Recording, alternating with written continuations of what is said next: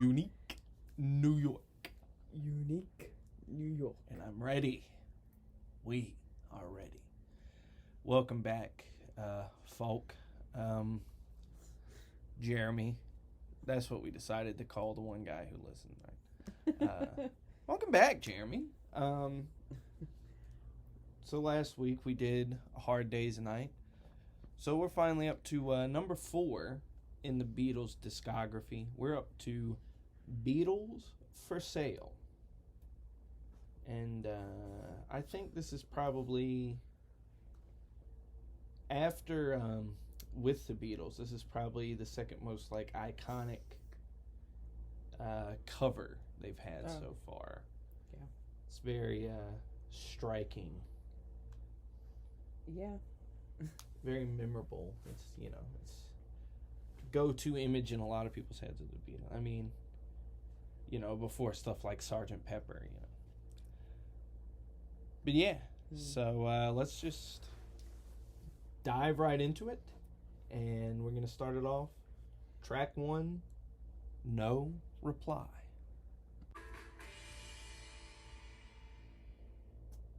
All right, No Reply. Thoughts? One of their best songs. Yeah, I love that song. Yeah, that's easily one of their best songs ever. Especially the when they get all powerful on that blah blah blah. Yeah. Paul in that song. Yeah. Kills takes it to the next level. Yeah. I can't remember who wrote this, but I read someone saying this song has a very comic strip type of imagery to it, which I agree, because you kind of vividly see the picture in like little vignettes of what's happening. That's interesting to note. Also, we do draw comic strips. So look that up. It's under the same name, Jeremy. But yeah, great song. Great way to kick off the album. Yeah. Yeah, definitely. Always good. Sets the tone again, but the first tracks really have. They're really good about first track. Mm-hmm. And this is definitely up there with their first tracks. Yeah. I mean, what I like is like this is kind of another example that they have of taking something of the time. Say like comic strips were huge with teenagers back then, and taking maybe that inspiration. I'm sure they read them a bit, and taking that and making it timeless or whatever, though it was of the time or whatever. Yeah. Like it spoke to the kids back then, but it continues to be vivid still today. Yeah, I mean, who can't relate to being like, I mean, basically the song to me kind of sounds like what we would call today ghosting. Yeah.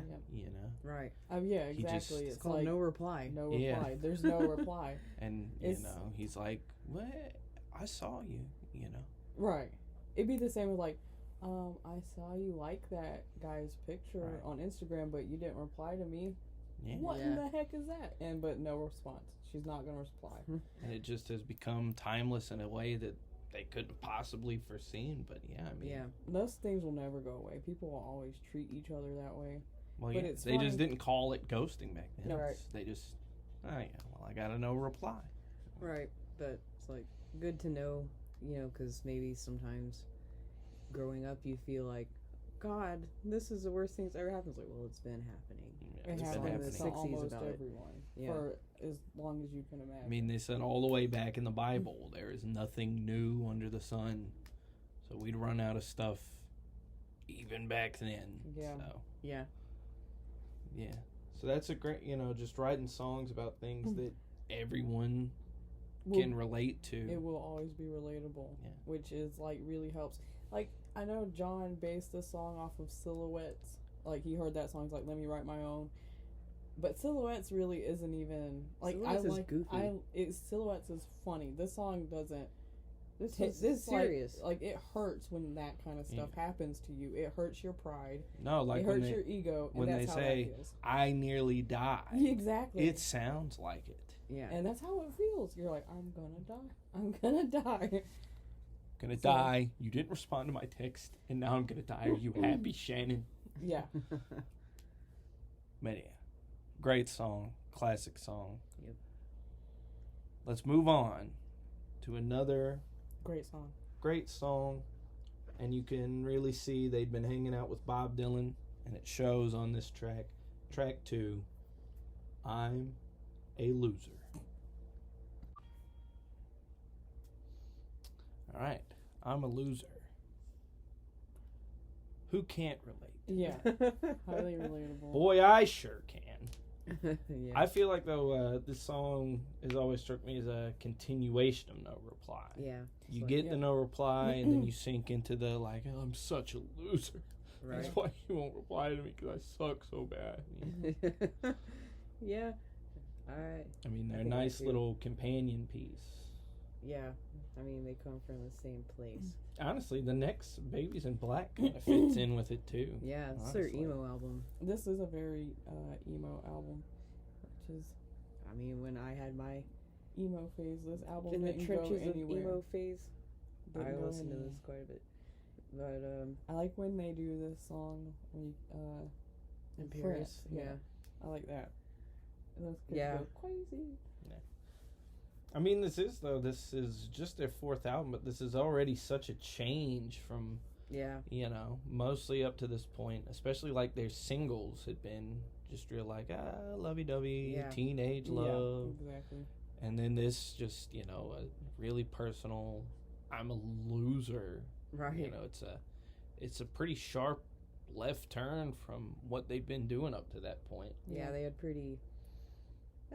Not that these are incredibly pessimistic songs or whatever, but they're a lot more melancholic than they had been doing.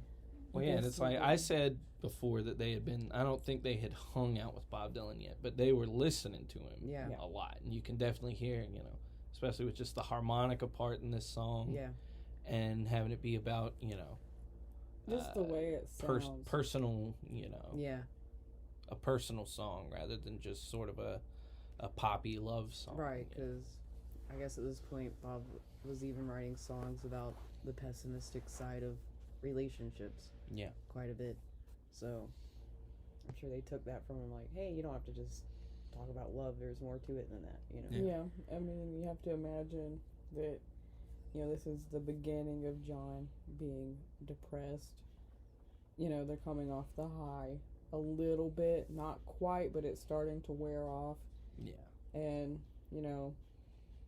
Yeah, I mean, some It- people make parallel, like, okay, they were exhausted, they felt like they had completely sold themselves thin at this point, like, working nonstop, and it's weird that their album's called Beatles For Sale at this point.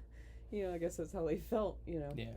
Well, I mean, yeah, like, they shoot up in popularity, and because, I mean, these first couple albums all came out relatively close to one another. they had at least 6 months between each one. Yeah. Yeah. And so, I mean, at first it's got to be like, wow, we're so successful. This is so awesome. But, that goes on for a while, and it's like, oh, is this just what my life is now? Right. Yeah. And you have to imagine, everyone's telling them, when's it going to end? When's it going to end? They don't Yeah. know. And so they're still having to work really hard, just work as much as you can because it might just be over one day. Yep. Right. And it didn't really ever happen, and they don't know that.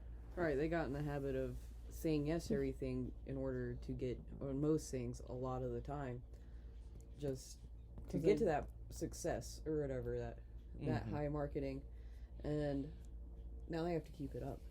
They're for sale now. Yeah. Clever. Very good song. Album starts off strong. And again, like I said, this next track, Babies in Black, also kind of fits in with the theme of the other two. So let's go ahead and listen to Babies in Black. Yeah, so Babies in Black, like I said, it's like, I think of her, she thinks of him. Yeah. It's still just in that whole Yeah. mindset of the first two songs. Yeah, but it has an interesting twist because he's dead. Is he? He is dead. I mean, I he'll guess so. never come back. She's I dressed in black. He's dead. Oh, yeah. Oh, yeah. She's mourning a dead boyfriend. Yeah. Yeah. Yeah. So it's interesting that they. He's doing. He's like Will Ferrell at the end of Wedding Crashers. You know? think I've seen that? I don't know. I've only seen the first. Well, that's they're Wedding Crashers. Yeah. They go to meet women at weddings, Uh-huh. and he goes to see his old mentor who taught him to wedding crash, and then he's like, "Nah, dude, I'm crashing funerals now." That's funny. But what does he mean by till she sees the mistake she's made? Like, Because she spent so much time. Yeah, she's pining over Mourning this dead idiot. This guy who she's When not she coming could have. back, that she's going to miss out on the opportunity of their relationship. I see. That makes sense. But musically, the song is. I really like It's very the song. I love the Everly guitar in Brothers. there. Yeah. Yeah, Yeah, it's a great song. Yeah. I love that they harmonize through the whole thing. yeah, that's great. Yeah. It's very Everly Brothers for Yeah. sure. And it's almost like With No Reply, though, when they really give it their all in those, oh, how long will it? Yeah. Mm-hmm. Yes. Love that. It's good. It's funny because I was thinking, like, how when the Beatles got together, John was the leader. And you kind of get on these albums that he's still kind of the leader. He has a lot of these songs where he leads, and he wrote most of them. And, I don't know. It's weird to think that, like, Paul hasn't really come into his own yet on these albums. Wasn't really till Sgt. Pepper. Well, maybe when until it became yesterday. Paul's band. Yeah, yesterday might have been. Yesterday is turning like point. probably what planted the seed, Yes, but like true, that's the true. Sgt. Pepper era is when it became Paul's band. Yeah. That's fair. Yeah. Yeah. But we will get to that. Yeah, we're getting ahead of ourselves. We are a little bit. We but do that. this is still John's band. Yeah, this is still the John era. All right, up next is Rock and Roll Music, a cover. They went back to covers after a Hard Day's Night, which is understandable. Yeah. Yeah. Having 6 months to come out with another album and having to write 13 brand new songs was tough. Yeah. So there's still a few covers on this one, but this is a good one. Let's give it a listen. Rock and Roll Music. All right, Rock and Roll Music. That's Chuck Berry originally, and I mean it's fine. I feel like this might be controversial, but I feel like this is one time where they surpass Chuck Berry in covering him, as far as like. It is true. Like roll Over Beethoven sounds about the same. Yeah. Johnny Be Good on Live at the BBC sounds about the same. Yeah. But yeah, This I'll one's give a you little that one. different, and it's like taking a little bit to the next level. He almost like half screams it. Yeah. Which just makes it sound more visceral and Yeah. rock and roll. Yeah, Chuck Berry does not scream this song. He don't He just scream sings anything. No, Yeah. but He probably screamed when those people caught those toilet cams in that restaurant he opened. Like, is that a camera? And he was like, no! Look at the spike where. Oh, yeah, man. we'll have to put a headphone warning on that Yeah. somehow. I'll find it in there. It'll be, you know what? Yeah, we'll just put it at the beginning. I'm gonna scream no loudly at some point. After Rock and Roll Music, be careful. But yeah, I mean, it's not the worst song in the album, not the best. I've never really had any strong opinions towards that song, to be No. perfectly honest. It's good filler. Yeah, I mean, It's danceable. It's fine. Yeah, it's probably a lot more fun. They're probably like, hey, we do that in our live show. Let's, it's probably a lot more fun live, especially like back in the cavern days. You know, when you could actually still hear them. Yeah, they do it at the Olympia, right, or wherever they were in France. They were at That the one. Olympia, I think. That show's fun. I really like that show. So See, up next is a standout track for me, though. It is I'll Follow the Sun. I'll Follow the Sun, yeah.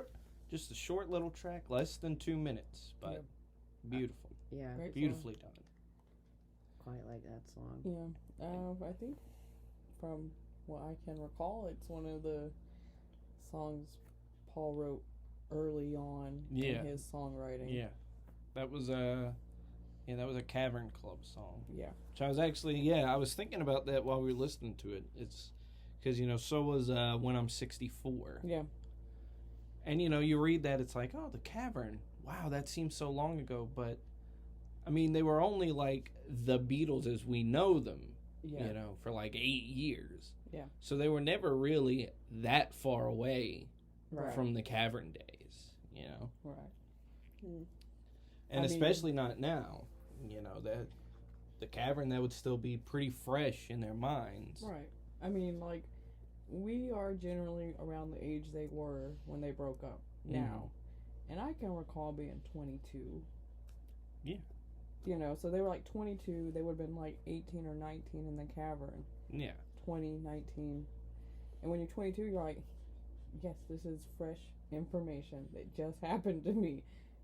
It's not far away yet. Yeah. Yeah.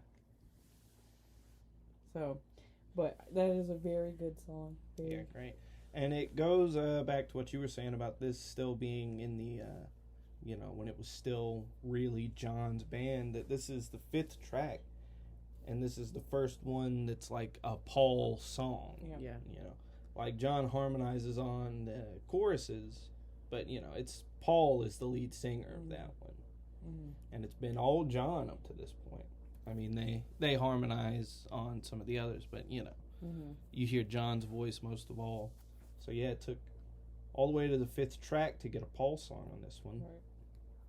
I remember, I guess I just never bothered to look, until my adulthood, but I was just, in my head, it was like, this is a cover, right? And when I found out it wasn't, I was like, what? They fucking wrote that shit? They were that good? Yeah. Because it's so different from their other songs. Yeah, So especially in the time period. Yeah, so it's like, it's so different from what they were writing about. Yeah. And the way they were writing that I was like, they just covered someone else's more mature song, and Stripe. Nope. They wrote it years ago. Yeah, and they wrote it very early on. They wrote it when they were younger still. Right. It just shows how good he is. It's a very poignant song. And it feels longer than it is in a good way. Yeah. Because they fit in a guitar solo. Right. And they go back to like the chorus like 2 or 3 times. Yeah, I never even considered it was under 2 minutes long. It's like a minute and what? It feels pretty complete. Minute 49. Wow. Wow. Just a nice, compact, perfect little song. A fleeting song for a song about a fleeting man. Hey. Whoa. It's also really good on mixed CDs. Yeah. And playlists. It is. When you get to the end of that, when you're running out of room, that's why so many of my mix CDs end with this and Her Majesty. Yeah. It's like, 13 seconds. And I guess I could just leave it blank, but... Like when you make a playlist for someone, it's always a good little thing to put on there because everyone's going to like this song. It's pretty. Yeah. And short. What else do you need? What else do you need? Nothing. In fact, I wish we could just listen to I'll Follow the Sun again, because here comes where we disagree on a song on the album. And I'm not the only one who feels this way about this song. I know for a fact. Up next is another cover, one that I don't care for that much. I don't dislike it, but it's not essential to me. Up next is Mr. Moonlight.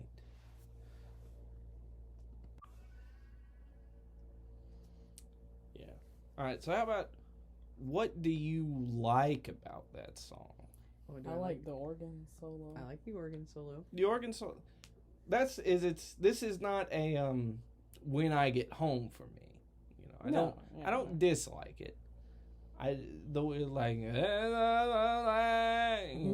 Okay, well.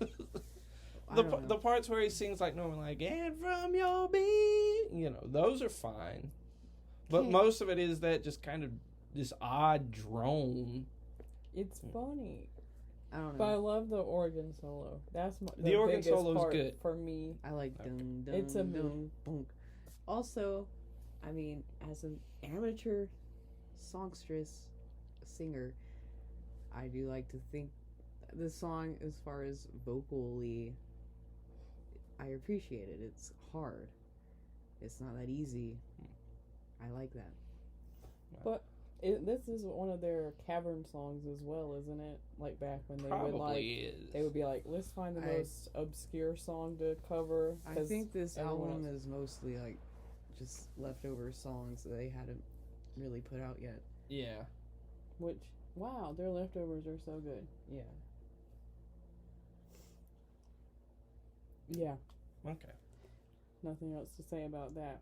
Yeah. I'm not saying it's my favorite Beatles song. I just Well, I no, like I it. didn't think that. It's I just don't there's go, always one where I'm when it like, comes on. eh.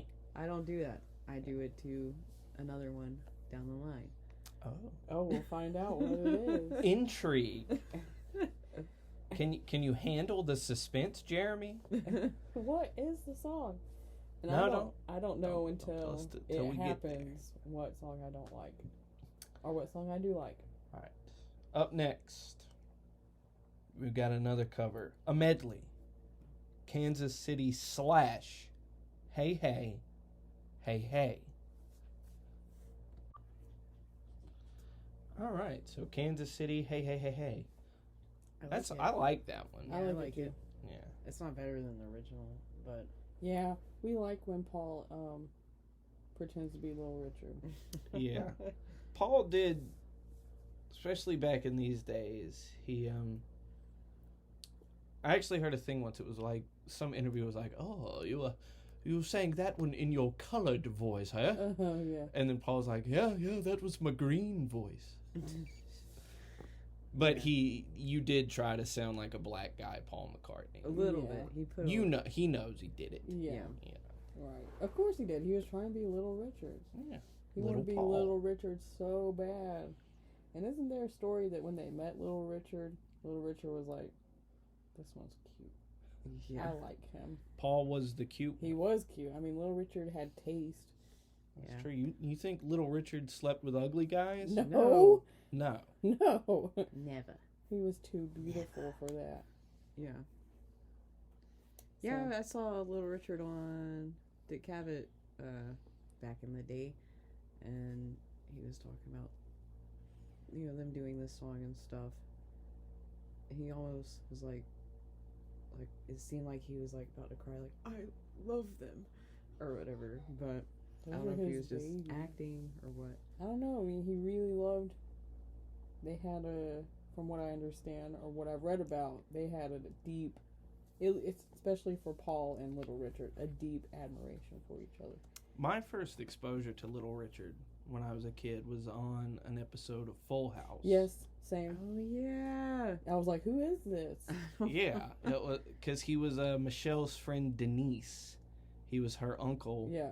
And Joey's like, I mean, I'm sure Little Richard is too busy to do this whatever dumbass thing I've gotten myself involved with. And then Little Richard's like, shut up, Joey, so I can say yes. And then at the end, there's a Another one. headphone warning. Whoops. And then at the end, there's a Little Richard concert. Yeah, I remember. Because it was back in because he did children's music for a while. Yeah, he's done it all. He did everything. Yes, the man lived a life. He Yeah. surely did. And he loved being Little Richard. Yeah. I'll He's get still that. alive now. In No, our hearts. he died When? last year. You don't remember that? Yes, I do remember now. I was so sad. Too many people died. I know. I can't remember it all. Another Little Richard thing I like is, the original lyrics for Tutti Frutti. Have you ever read those? Yeah. Well, he would go, a womp ba ba loo ba, a good goddamn. Yeah. And then the original was, Tutti Frutti, good booty. Yeah. If it don't fit, don't force it. You can grease it, make it easy. He just sang. And he wrote that about Paul. But yeah, good song. Up next is another one that everybody knows. The die-hard Beatles fan and the casual alike. Up next, 8 Days a Week. Right, 8 Days a Week. Classic. The classics are a classic for a reason. Yeah. And that's a classic because that's just a good... Great song. Yeah. I have a funny anecdote with this song because I got this CD for my 6th birthday from your mother, and you remember at school we used to do the exercise thing? Well, like that last quarter, 8 Days a Week was like the exercise song. Oh, And I almost lost. I felt seen AF. Yeah, it came on. I was like, "Is this real life? They're playing the Beatles." So I exercised at age 6 to this song every morning. I fangirled, and everyone in my class was like, "What?" And I was like, "It's the Beatles." And they're like, "Where? There are bugs in here." I was like, "Never mind. Yeah. Forget it." It wasn't... When I went to elementary school in Pendleton, everyone there gave me crap. They're like, the Beatles are old. Yeah. No one even knew who they were when I was. I didn't tell anyone I was excited because I didn't talk when I was that age. But In Seneca, though, no one cared. yeah. Maybe I'd learn to tone it down. I used to literally talk about them constantly.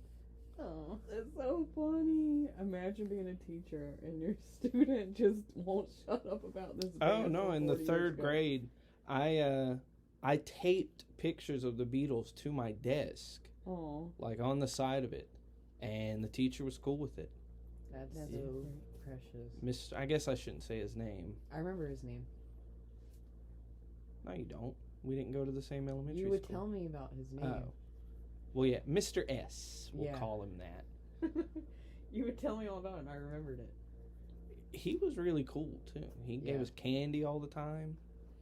Bless I him. wonder whatever happened to him. He probably... Look him up on Facebook. Yeah. Maybe he's still just kicking it around as a 3rd grade teacher. Maybe he's like the superintendent now. You never know. But cool. One time we took a field trip to an old church, and it had like one of those big ass organs, you know, that's like an entire wall, and he played it. He could play it like really well. Wow. And I asked him, "Do you know any Beatles?" Aww. He was like, "Sorry, Ryan, I don't." Aww. That's so funny. Yeah. But yeah, this is definitely like probably my favorite on this album, just because I have, again, these really intense childhood memories with this song, because I loved this song. Yeah. I played it all the time. Yeah. All the time. I remember Grandpa came to visit once, and he was playing it on guitar, playing it and singing it, and I was like, wow, this is so cool. Yeah. But then it got to the end, and he was like, man, I can't play that part. And then when I learned to play guitar, though, I looked it up, and it's just like regular chords. Yeah. And it's simple to play. Maybe you just and so one day I played it for him, and he was like, hey, all right. Oh, we should teach him one day. I should be like, yeah, so Grandpa, you know how to play a D chord? Yeah. Okay. Well, then, yeah, you can do it. Yeah, but it's a good song. It's a good song. I mean, it's not like the most revolutionary song ever, but nah, it's relatively simple. The fade in, sweet, so good. Really good. It's epically sweet. Yeah, I like how on the Sirius XM Beatles channel, they're like, we play the Beatles 24/8. Yeah, that's so. That's one of my peeves about Beatle fandom, is that everything, you can't, anything, they'll be like a book, and it'll be like yesterday. Yeah. Our movie. Everything has to be a reference. Yeah. Which I get, I understand, but after a Nowhere while, Boy. It gets on my nerves a little bit. Two of Us, which is their best movie. Oh, Two of Us. If you haven't seen the VH1 original movie Two of Us, do yourself a favor. We should do a commentary track on that. Yeah. because that's really good. Yeah. Lane from Mad Men plays John, Yeah. but he's trying to do the Liverpool, and he's like, "This isn't Liverpool, pal." It's great. It's I think really we messed this funny. up for a good 3 weeks after we watched. Yeah. Haunted. There's a scene where they put on disguises and go listen to reggae in the park. Oh my lord. Get high. Yeah. Yeah. Oh yeah, and they smoke a J, listen to some reggae, dude. Great movie. Great movie. Lord. Maybe only surpassed by Daydream Believer, the Mm. monkey story, Maybe. which we should really do a commentary track on that Yeah. because. Because she didn't see it. I haven't seen it. Okay, well then we need to watch it again. Yeah, then let's just do it right after this. we should. The fake Jack Nicholson, perfection. The fake Jimi Hendrix, Oh my god. wonderful. It's so good. What's the next track? Yeah. Up next, cover of a Buddy Holly track, Words of Love. All right, Words of Love. A good one. Very a great good one. one. My favorite one on this album. Probably the sure? best cover on No, this no, album. I'm not sure. Because now I'm like, I yeah. don't think 8 Days a Week is my favorite either. But this is the best cover. Oh yeah, this definitely surpasses the original to Yeah. me. I mean, they've got all those harmonies and they There's just sound really something good. Special about it. Feels like autumn. This song. This is You an know, it's autumn funny that album. you say that. Yeah, I always get an autumn feel off this album. Yeah. Especially because the cover picture Yep. is in an autumn park. Yeah. Yeah, it's a very autumn feeling, this album. And that song, yeah, very much feels like autumn. That and track a little further down. You'll know it when you hear it. Oh, we know. Trying to sound like you know. You don't know the mysteries of my mind. You don't know that. Yeah, you probably do. But yeah, Words of Love. It's good. The guitar work, Yeah. impeccable. Yeah, the clapping. Clapping, impeccable. Classic. Harmonies, impeccable. It's an impeccable song. I love the clapping. Cannot be pecked. Okay. Sorry. Punny. So yeah, That hit me. good song. Up next, another cover, and the longest song on the album, still under 3 minutes. Longest song. It's the Ringo track, Honey, Don't. Alright, Honey, Don't. I like that one. Yeah, I like it. I mean, as far as Ringo's songs go, which I like, Ringo. God bless him. Everybody loves Ringo, but he was the weakest singer Yeah. of the four. Very much so. But But- he injected the rock on George for me, Yeah. and he all He brought country, which Right. made them accessible to even more people. right. yeah, And also, could Pete Best have pulled off Ringo, whatever, anything Ringo did? no, No, I because doubt it. Pete Best didn't have the personality for it. No, I saw Pete Best once on David Letterman, and yeah, dreadful, no showmanship, There you go. and John, Paul, George, and Pete Ew. yeah. I mean, sounds terrible. It's not good. It's not good. yeah, it's a cute song. But yeah, that's a fun song. I like it. It to me, I do find myself getting a little bored at Ringo's songs sometimes, but not really that one. He gets better, of course. He does. They all do. So of course he does.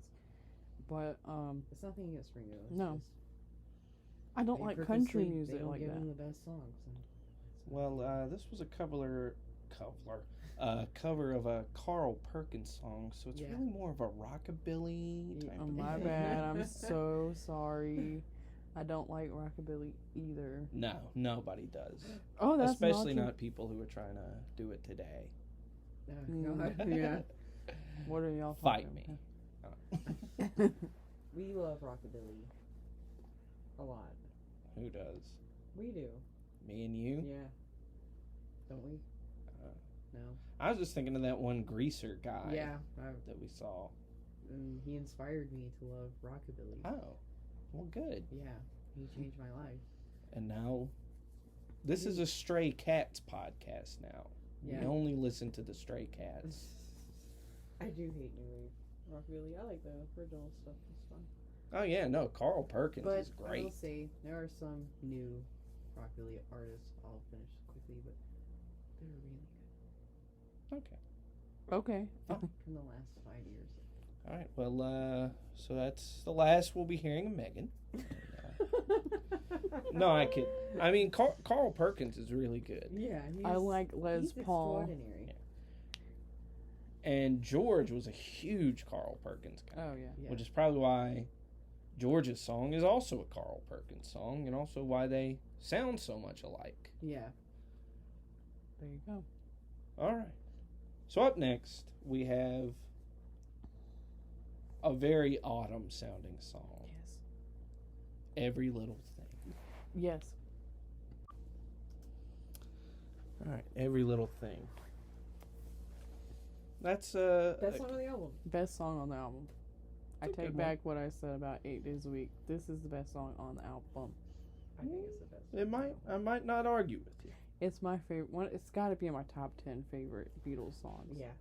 For me, it's in the same. I'm not sure when they wrote it, but it's in the same vein, sort of as "I'll Follow the Sun." Yeah. It's a nice, short, pretty little song. Yep. Very, very pretty. This song, The dun dun Yeah. is so good. I remember when I was 6 years old when I got this album, and I was laying around listening to it, and this song came on, and I had like this surge of, oh wow, John Lennon. What a great person. He was really great. This song's amazing, right? And then I was hit with my first realization that someone killed him, and I cried for like 10 minutes, and I played this song on repeat and just cried and cried. Yeah, And that began my existential dread. that is a bummer. Yeah. One time. But this song's always personal. Yeah, I used to listen to music when I was going to sleep. I had to be like high school. I think it was like senior year of high school, and this song just happened to come on in the middle of the night, and it woke me up, and I was just laid there, and I was like just struck by how beautiful the song was, and I just cried. Just because it was just that good. So, yeah, definitely one of their most beautiful songs, just because it's so simple. It's And the it- piano. And the piano, the drums, and the harmonies. Yeah. No, it is. It's a great song. Yeah. All right. Up next, we have. This is one that I really like. We've got. I don't want to spoil the party.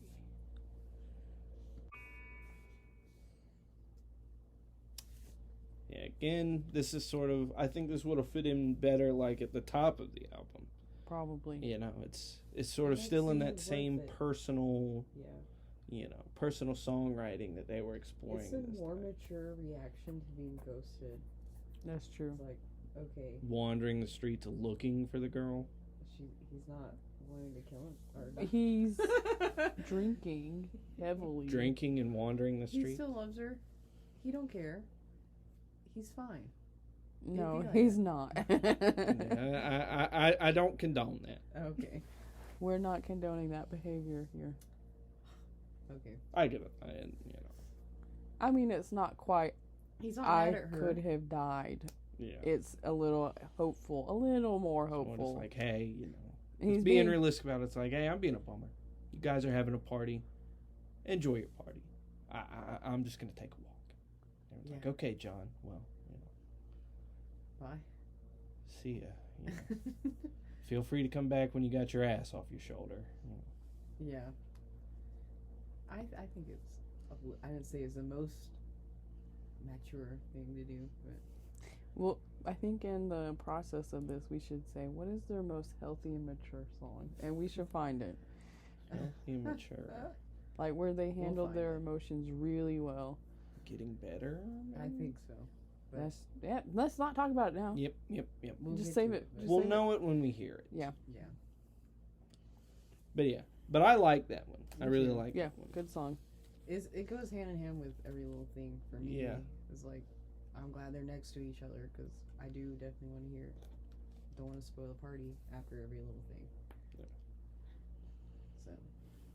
All right. Up next, the penultimate track. It's What You're Doing. All right. What You're Doing. It's a great song. That is good. It's a great song. I'm speechless. I think It's yeah, one of my favorites for sure. I think it carries on to the vein of Help very well. Mhm. Kind of. Especially with whatever Paul is doing on Yeah. Help. Right. But to me, it's very like Motown, which I like a lot. Yeah, I thought about them. It sounds like Well, the yeah, it's got Supremes. like a Motown sound. Man, I just keep missing Motown. And my voice cracked earlier, It did. and I'm an adult. Yeah, I said Bess. Headphone warning. Headphone. It's got that sort of Motown sound without Paul McCartney trying to sound black. Yeah. It's like their own spin on it, you know, because Right. they wrote it themselves. Yeah, instead it's of- like, they were doing girl group songs, and now they're Right. writing their own girl group songs. Now Yeah. they're doing like Smokey Robinson songs, Mm. A little bit. like on their own. This sounds like the Supremes to me. Like the look, I can see that. it's a lot like I Stop. feel like Yeah, I can hear that. Yeah. and that like the production quality of like Mhm. it's very reverberated. Yeah. Or whatever. That's good. I like the guitar solo. It's sort of unconventional, It's you know. like Yeah. it's slippery. Yeah. It's just kind of slippery, and then it like ends. It's sort of like, what are you doing? But then they figure it out, Yeah. and then it ends in like a ring. Yeah. Yeah. It's a really good song. I It's enjoy super underrated, I think, for their catalog. Yeah, that's not one that I hear mentioned a lot, even in like Beatles circles. Yeah. It just doesn't come up a lot. You'll hear it a lot in my car. Yeah. And it probably the closest thing until the end to a Ringo drum solo we got Yeah. in those opening Yeah. and the closing. He's really good on that too. Yeah, good song, underrated. Is this the last one? Nope, we've got one more we haven't heard. They only gave George one on this album, Oh. At least he got but one. they saved it for the last song. Everybody's Trying to Be My Baby, another Carl Perkins track. Let's take a listen. All right, and that's it. That's all the Beatles for Sale. Doesn't end on the highest of notes. Most of their albums don't. I mean, that The song early is. ones. Not the early It's ones. fine. It's fine. I'd Honestly- put it on par with like rock and roll music though. Yeah, Like, I think. I mean, maybe I'm just the Beatles B word, but I kind of agree with their decision to do stuff like that because it's like you can not have to sit through the song that you don't really care for to get to the one you like. It's like it's at the end, whatever. Take it off. Yeah, you have to put in that context. They hadn't invented that wasn't a thing yet. You couldn't skip. You can't skip, and they hadn't. Albums weren't just continuous listens. They were like, I want this one. Well, just one more song until I get to the one I like. So yeah, they put duds at the end of their albums or whatever. But Most people do. Most- Sometimes. and again, Sometimes. they don't want to give the wrong impression. It's a good song. Yeah. it's just a cover. You Yeah. always have to apologize for being nitpicky on Yeah. the thing over being nitpicky. Exactly, because it's like when they're this good, you have to be nitpicky because there's nothing else to say. I do like when they do this song on their concerts. Me too, Yeah. especially at the Olympia. I like that. Yeah. That's a great show. I love that show. You know, I mean, they were both written by Carl Perkins. It just sounds so similar to Honey Don't Yeah, to me. it's weird that they would put two Right. from the same guy Exactly. on the one album. At least they spread out their Chuck Berry covers. Yeah. But that's what they wanted to do. They had to put something on there.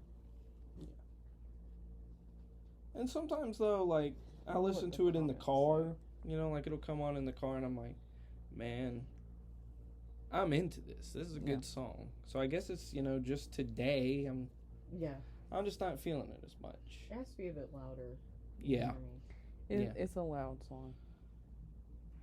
So, yeah. And the Carl Perkins one is better. The Carl Perkins original. Yeah, I agree. He has There's actually this cool thing I watched. It was like Carl Perkins Rock and Roll School.